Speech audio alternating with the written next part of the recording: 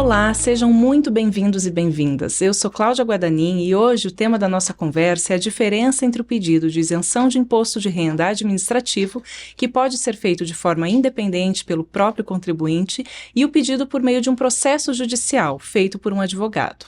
Vamos conversar sobre tudo o que você precisa saber em relação ao assunto, como, por exemplo, o que é, quando solicitar seu pedido dessa forma ou da forma judicial. Eu estou acompanhada da doutora Larissa Leitoles, que é advogada especialista em direito tributário e trabalha com processos de isenção de imposto de renda há mais de 10 anos, ajudando aposentados e pensionistas acometidos pelo câncer. Doutora, muito bem-vinda, obrigada pela sua presença. Eu gostaria de iniciar a nossa conversa perguntando e pedindo para você explicar um pouquinho como que funciona a lei de isenção, de uma forma geral. Cláudia, a lei de isenção, ela prevê a isenção de imposto de renda para aposentados e pensionistas portadores de doenças graves. Via de regra, os clientes que eu trabalho, né, os meus maiores casos, são de clientes, são de contribuintes acometidos pelo câncer, né, que seria aí a neoplasia maligna. Certo. E existem duas formas de solicitar essa isenção, certo? Eu gostaria de te pedir para você explicar um pouquinho mais primeiro sobre o pedido de isenção administrativo. Ok. O pedido administrativo, vou usar aqui o regime geral, os aposentados pelo INSS ou pensionistas pelo INSS. Eles podem fazer o pedido diretamente na Receita Federal e cumprir lá todas a lista de exigências do INSS, certo? Então, ele vai levar o documento, o laudo médico, porém, exatamente nos moldes em que o INSS pede, ok? Ele vai pedir ali que esse laudo seja um laudo expedido por um médico do SUS, certo? E ele não tem um prazo específico para cada etapa, tá? Então, ele ele agenda um horário, então, ele preenche um formulário no próprio site, agenda um horário e envia lá determinada documentação, os documentos solicitados, ele vai enviar, porém, dentro daqueles padrões. Caso aqueles documentos não estejam no padrão, ele vai ser informado da desconformidade e ele vai ali ter prazo para regularizar a situação, até a data do agendamento de uma perícia médica, de uma junta médica vinculada ao INSS, certo? E daí, sim, o deferimento ou não da isenção, tá? Outro ponto bem importante é que o pedido administrativo, via de regra, ele não contempla o período retroativo, né? Ele vai conceder para o contribuinte a isenção a partir daquela data.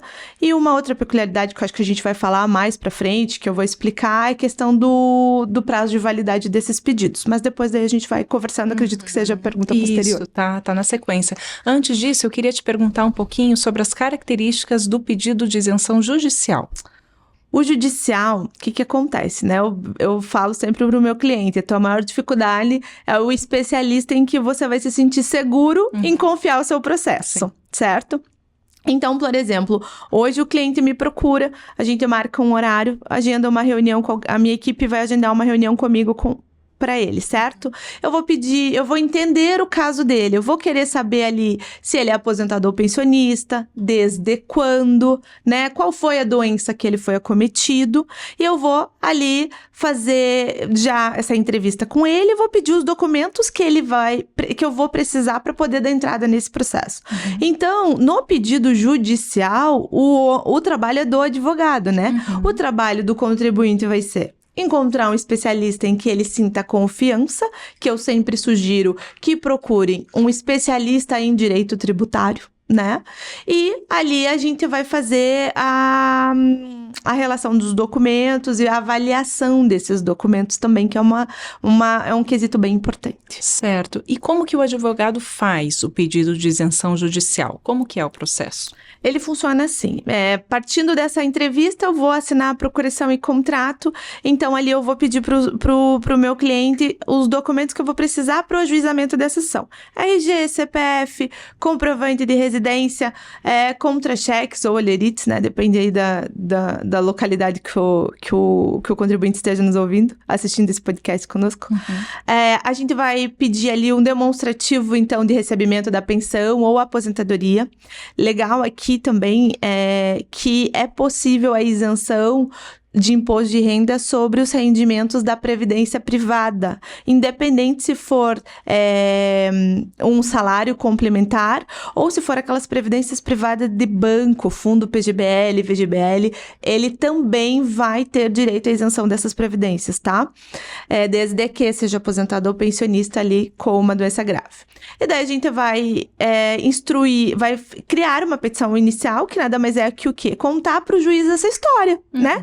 Contar ali pro juiz, desde quando ele é aposentado ou pensionista, qual é a fonte pagadora, qual é a doença grave que ele foi acometido, desde quando, né? E solicitar, se ele tiver direito ali, os valores pagos indevidamente até os últimos 5 anos, né? E a isenção futura, né? Ou seja, uma vez que a gente fizer ação judicial, o pedido de isenção, ele é permanente. Entendi. E gostaria de saber um pouquinho mais, assim, sobre a parte da documentação. Você mencionou algumas, né, documentações necessárias, mas dá para esmiuçar um pouquinho mais nesse sentido? Claro. Um ponto bem importante da documentação, e para mim é o crucial, e que os meus clientes sempre me questionam, é o laudo médico. O que acontece? O laudo médico, eu preciso que ele tenha o nome do contribuinte, ele precisa ter a data do início da doença, né? Muitos contribuintes confundem a data da cirurgia com a data do diagnóstico. Por exemplo, às vezes ele precisou fazer uma cirurgia lá em dezembro, mas o diagnóstico foi em março. Então, eu vou conseguir desde março. Eu até vou trazer vários exemplos aqui de pacientes acometidos por neoplasia maligna, tá? Então, por exemplo, a data da biópsia. A gente vai usar aquela data como referência, né? Então, eu vou precisar que conste nome dele, a data de início da doença, o nome por extenso da doença, neoplasia maligna de próstata, por exemplo, de mama, né? O nome por extenso, o CID da doença, e que esse laudo seja assinado e carimbado por um especialista, tá?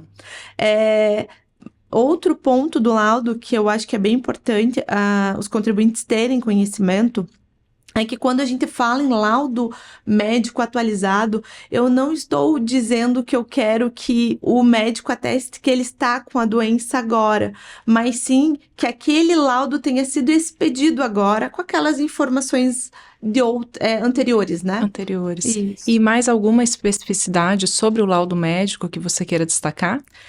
Nas ações judiciais, para o pedido judicial, ele não precisa ser expedido por um médico do SUS, que é um requisito, por exemplo, do laudo feito junto ao INSS, do pedido feito diretamente na esfera administrativa, né?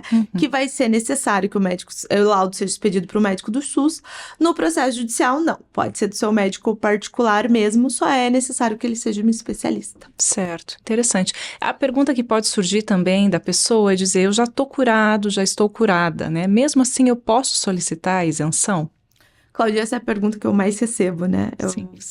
Eu falo sobre isso diariamente. Infelizmente, os contribuintes pensam que se eles estão curados, eles não têm mais direito à isenção. Isso não é verdade, tá? Mesmo que você já esteja curado da doença, você tem sim direito à isenção. A jurisprudência é pacífica sobre esse tema, inclusive tem súmula do STJ falando que o pedido não precisa ser contemporâneo à doença, então é bem tranquilo. Essa lei se aplica também para para contribuintes já curados, né?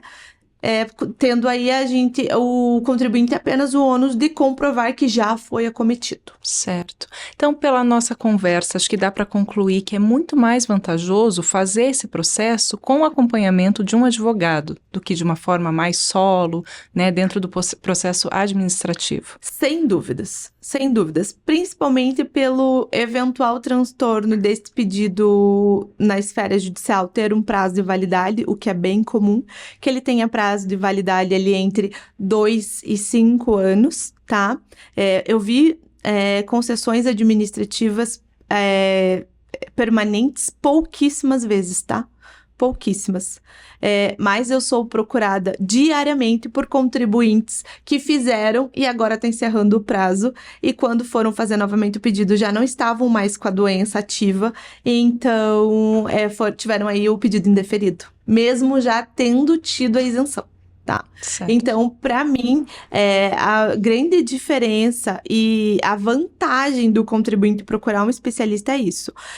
A questão da isenção permanente e a questão aí da possibilidade de reaver aí os valores pagos até os últimos 5 anos.